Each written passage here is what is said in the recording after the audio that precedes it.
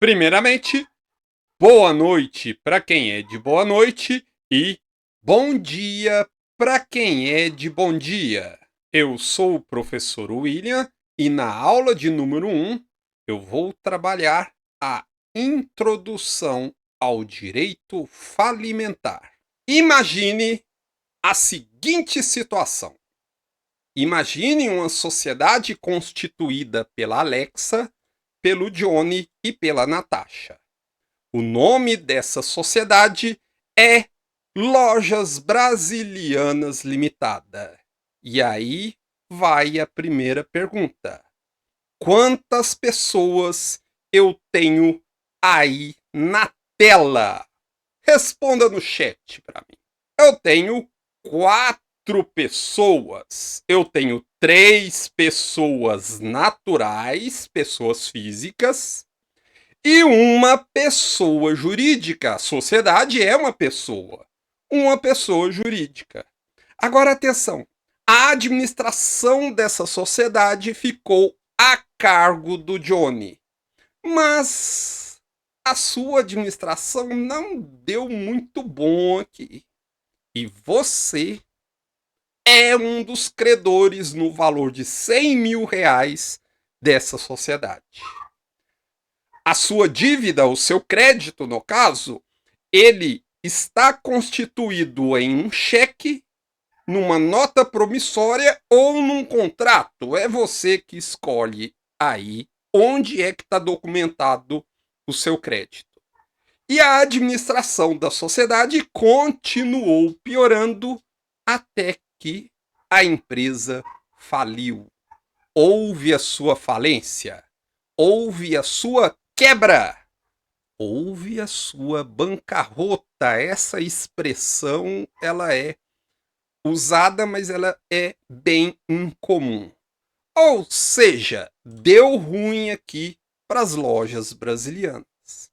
Mas atenção, essa sociedade ela possui um patrimônio até considerável, inclusive ouro que vale mais que dinheiro. Então, eu preciso de um procedimento a partir da sua falência para poder converter esses bens em dinheiro e assim efetuar o pagamento dos credores, inclusive você. Esse procedimento é a falência. Então, em termos econômicos, a falência ela é um mal necessário, tendo em vista que ela possui a função de eliminar os maus agentes econômicos do mercado. Uma empresa que só consegue gerar dívida ao longo do seu exercício social, essa empresa não pode funcionar. Então, no plano jurídico, a falência é um procedimento de execução concursal.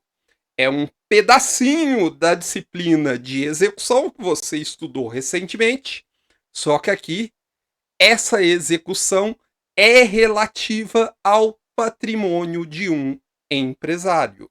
E quais são os objetivos dessa falência? Arrecadar os bens do devedor, instituindo assim uma penhora de todo o seu patrimônio, uma penhora entre aspas aqui, e pagar os credores.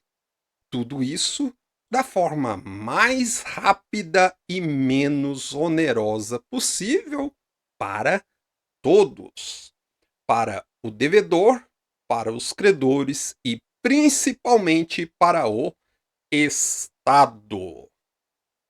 No que diz respeito ao desenvolvimento histórico da falência, esse tipo de imersão você fará através da leitura da doutrina que eu vou indicar aqui no finalzinho dessa aula.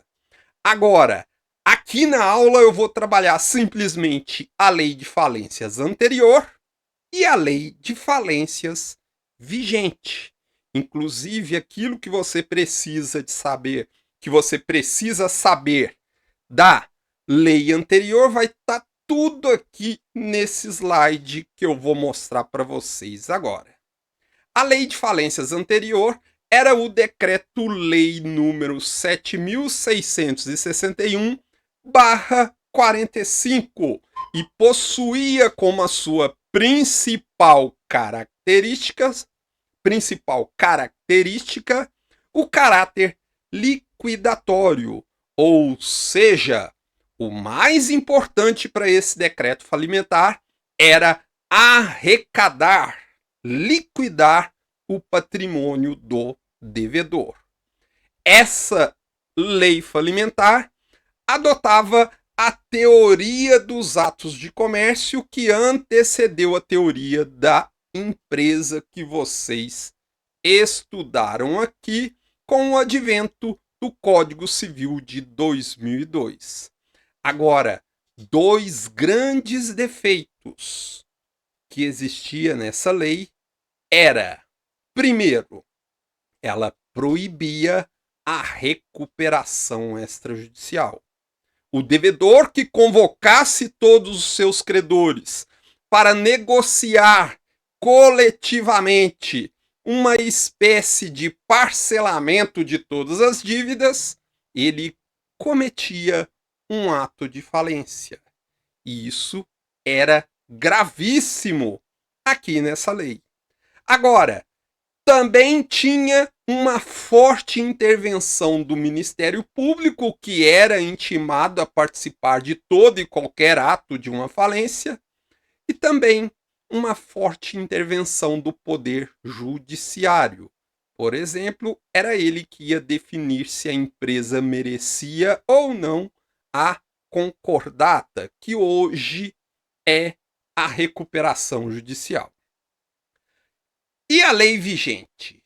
A lei vigente é a Lei 11.101/2005. Ela adota a teoria da empresa que veio parar na nossa legislação através do Código Civil de 2002. E ela possui dois institutos importantes aqui. O primeiro deles é a falência, que nós vamos estudar aí ao longo de mais ou menos umas 6 aulas. E por fim, nós temos a recuperação da empresa, que eu vou dedicar as 3 aulas finais para esse instituto. Ao contrário do decreto falimentar anterior, a lei de falências vigente, ela possui vários princípios norteadores. Nós temos o par conditio creditorum, a função social da empresa, a preservação da empresa, que é o fim principal dessa lei, e a viabilidade econômica da empresa. A doutrina, ela diz que o artigo 47 da Lei de Falência, ele constitui o coração da lei, tendo em vista que ele elenca os seus princípios fundamentais. Vamos analisar cada um desses princípios, começando pelo par conditio creditorum. O que significa isso? Significa a igualdade entre os credores. Mas atenção aqui. Essa igualdade não significa que todos os credores terão exatamente o mesmo tratamento. Significa que todos os credores da mesma classe, eles terão o mesmo tratamento. Então, a lei, ela vai dividir os credores em classes e vai dar determinada prioridade a alguns. Então, todo credor constante naquela classe, ele terá exatamente o mesmo tratamento do credor que compõe a mesma classe. Agora, o mesmo não ocorre se forem classes distintas. O que é a função social da empresa? A função social da empresa é um desdobramento do princípio constitucional da função social da propriedade.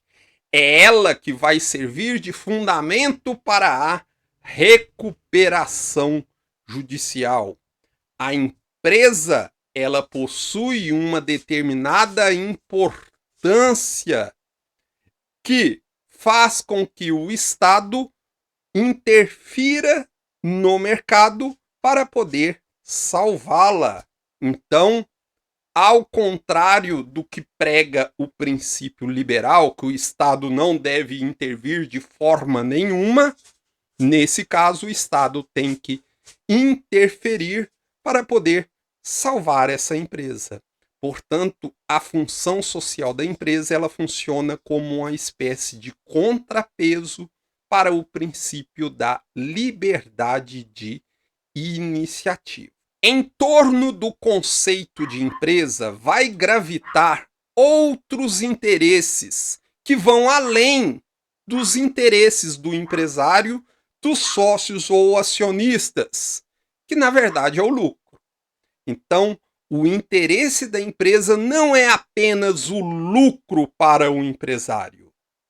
Também vai gravitar em torno da atividade empresarial interesses dos empregados que pretendem manter o seu emprego e o interesse dos trabalhadores que pretendem uma determinada vaga naquela empresa.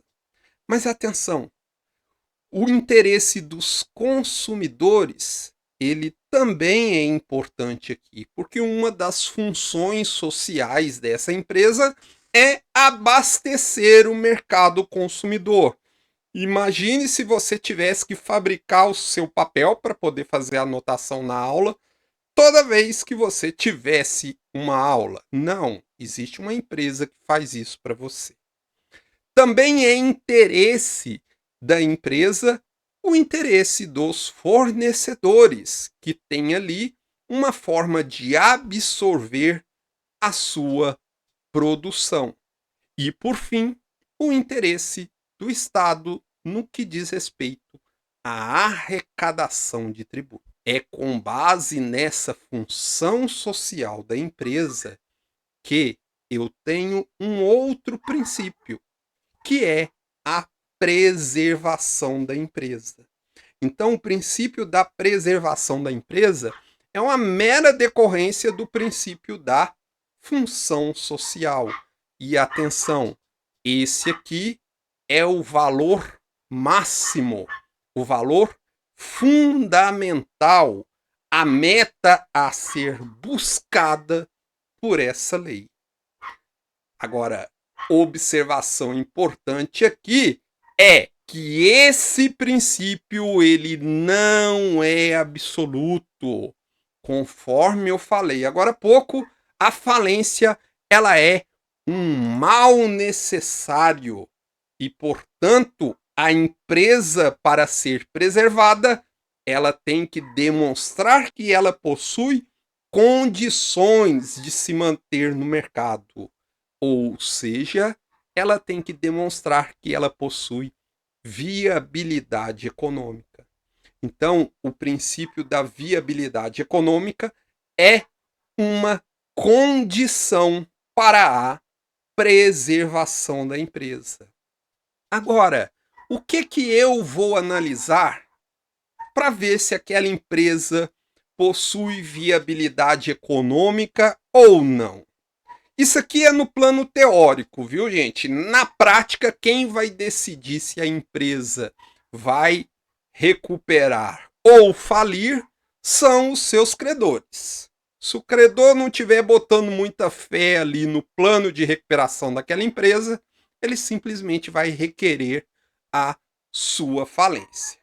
Agora vamos ver aqui o que a doutrina elenca para demonstrar a viabilidade econômica.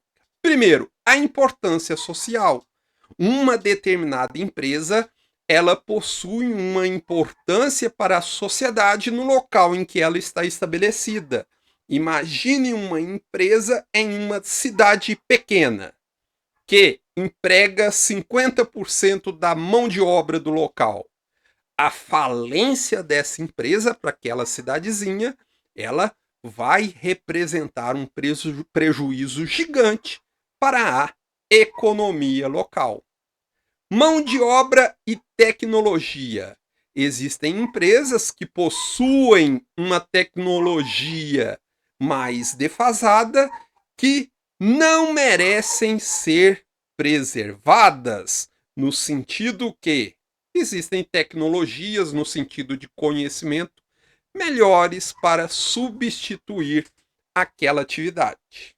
Terceiro, volume do ativo e do passivo. Se o passivo for muito superior ao ativo, tá claro que aquela empresa ela não possui condições dentro ali do prazo de recuperação para ser recuperada.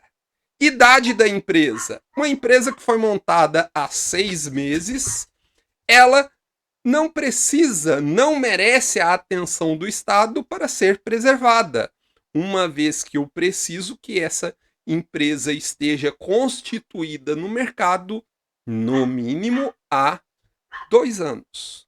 E por último, o porte econômico, mas aqui toma muito cuidado com o seguinte detalhe. Uma empresa grande, ela é extremamente importante. Agora, eu não posso falar que uma empresa pequena não é importante, porque se eu somar todas as pequenas empresas aqui da nossa economia, isso vai representar 70%. Então, 70% ficam com as pequenas empresas, o restante vão ficar com as grandes empresas. Ok? Então, essa viabilidade econômica é no plano teórico. Na prática, quem decide são os credores. Quem está sujeito à lei de falências? De acordo com o artigo 1º, eu vou aplicar essa lei ao empresário e à sociedade empresária, ou seja, ao empresário, que a partir desse momento eu vou falar simplesmente devedor.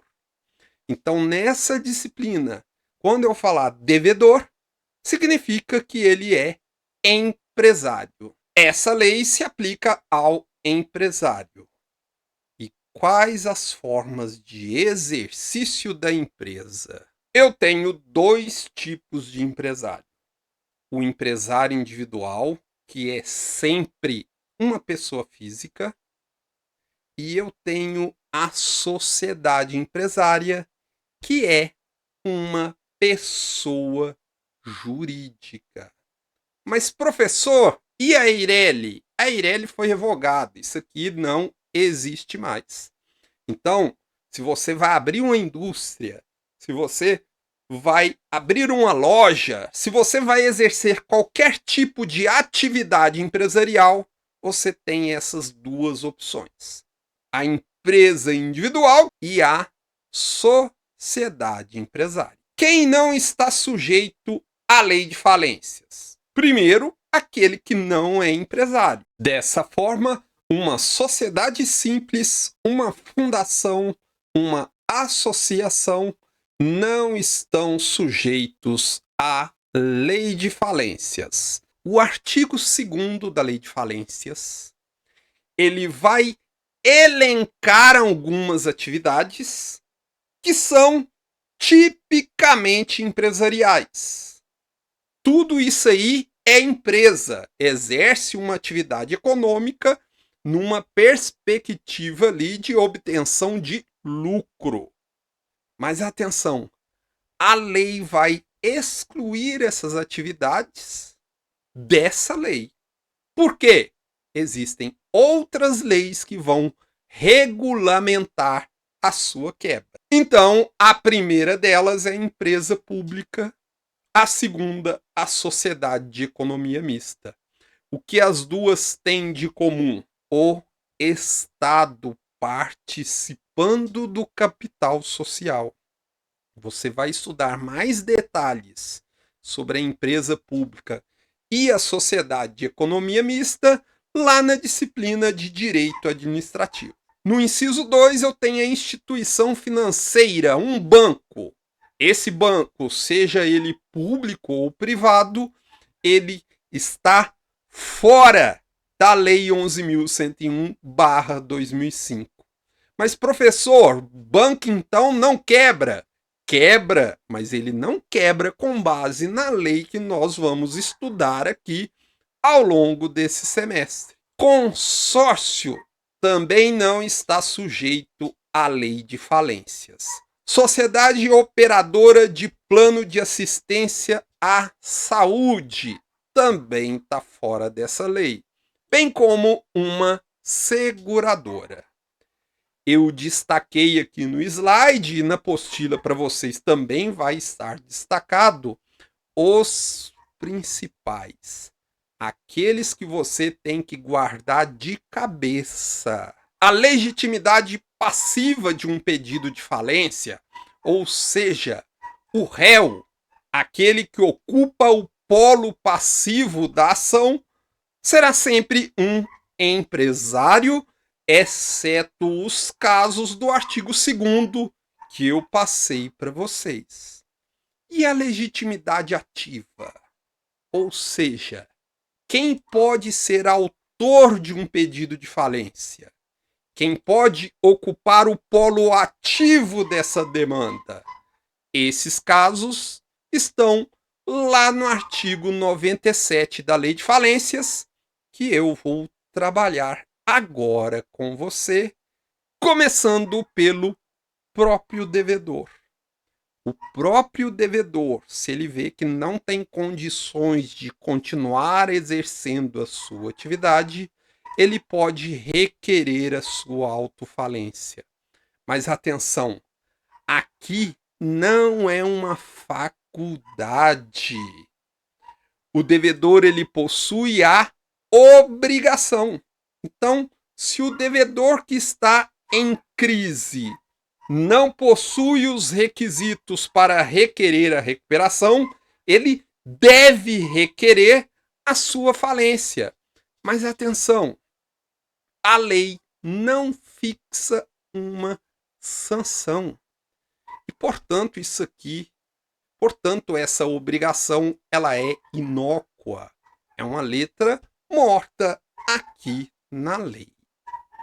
Lá no inciso 2º, nós temos que pode requerer a falência do devedor o cônjuge sobrevivente, qualquer herdeiro ou o inventariante. De qual tipo empresarial que eu estou falando aqui? Do empresário individual. Por quê? Ele pode casar, ter filhos e morrer. Pessoa jurídica, por enquanto, não pode fazer uma coisa dessa.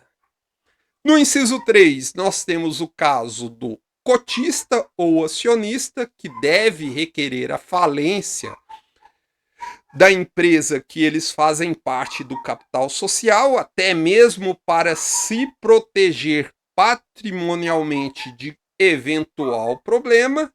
E, por fim, qualquer credor. E o empresário irregular? Primeiro, o que é o empresário irregular? O empresário irregular é o empresário sem registro. Como é que fica a situação do empresário que não requereu o seu registro lá na junta comercial? Vamos pegar aqui um exemplo. Imagine a empresa Alfa Limitada e a empresa Beta Limitada. A empresa Alfa é uma empresa irregular. Agora, a empresa Alfa, ela é credora de 100 mil reais da Beta Limitada. E aí, a Alfa pode requerer a falência da Beta? Não, viu, gente? Porque o credor empresário, ele precisa apresentar uma certidão que comprove a regularidade da sua atividade. E a empresa sem registro, a empresa irregular, ela não possui essa certidão. Agora vamos inverter o caso aqui. A empresa alfa é devedora, ou seja, ela deve 100 mil reais para quem? Para a empresa beta. E aí eu te pergunto, a empresa beta, ela pode requerer a falência da empresa alfa? Nesse caso, sim, e ela pode buscar até mesmo no patrimônio dos sócios.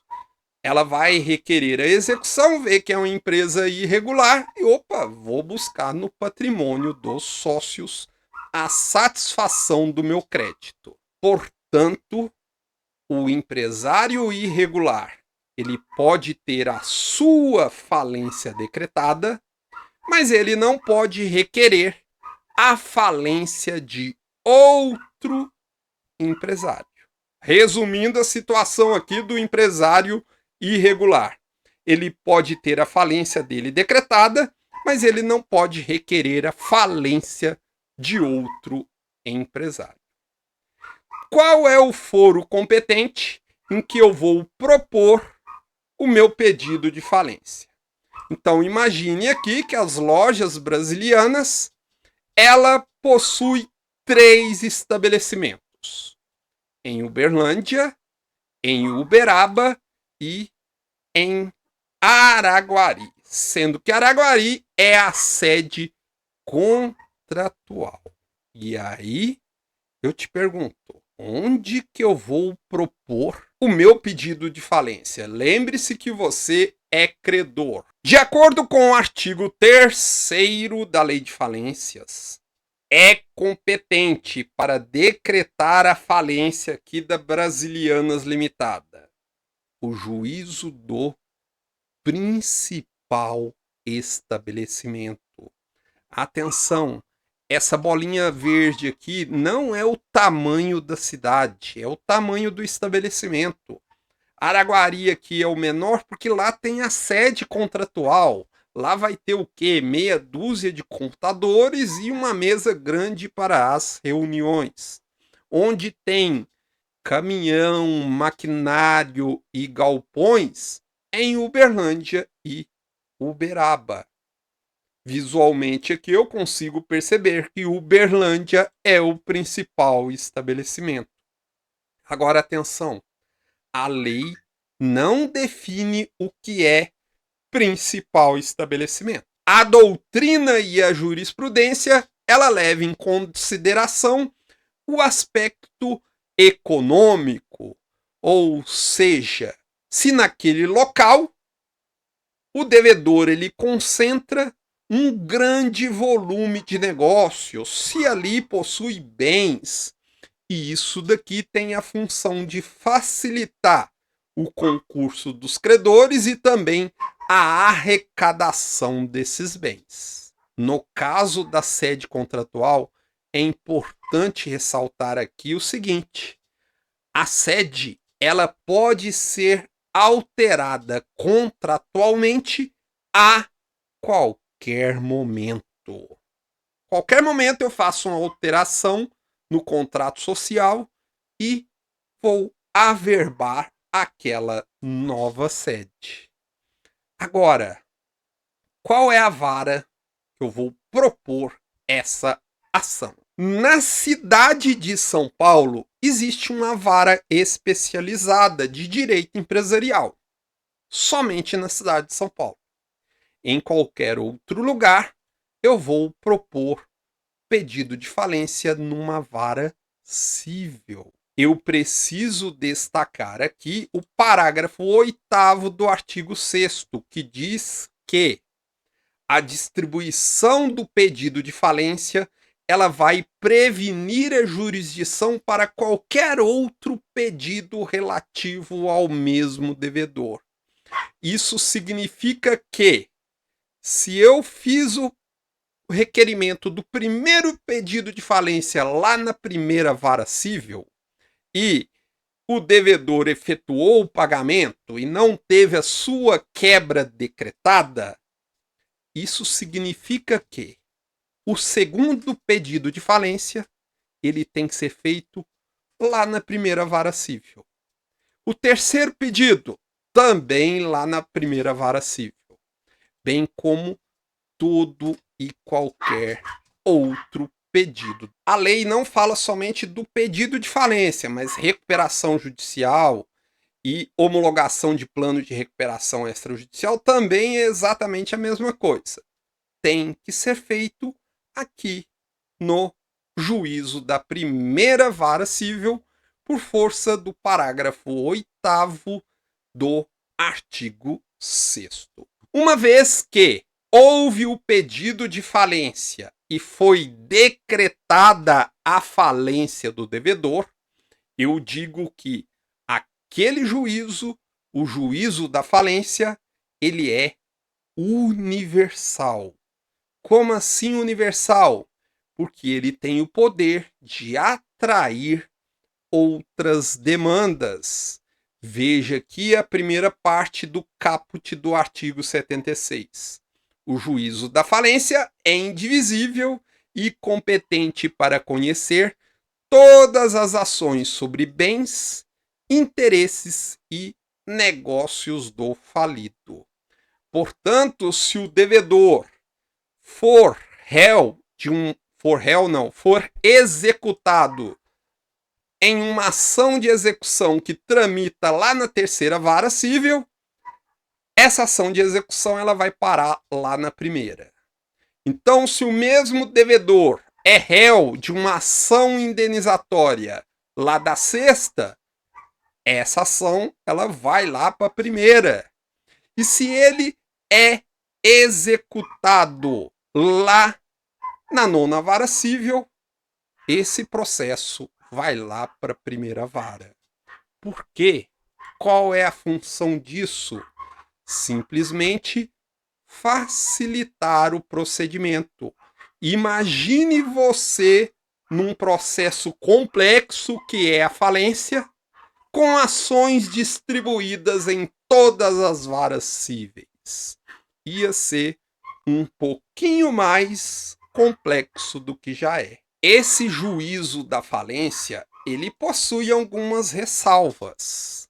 É o caso, por exemplo, das causas trabalhistas, das causas fiscais e daquelas em que o falido figurar como autor ou litisconsorte ativo. Como assim, professor?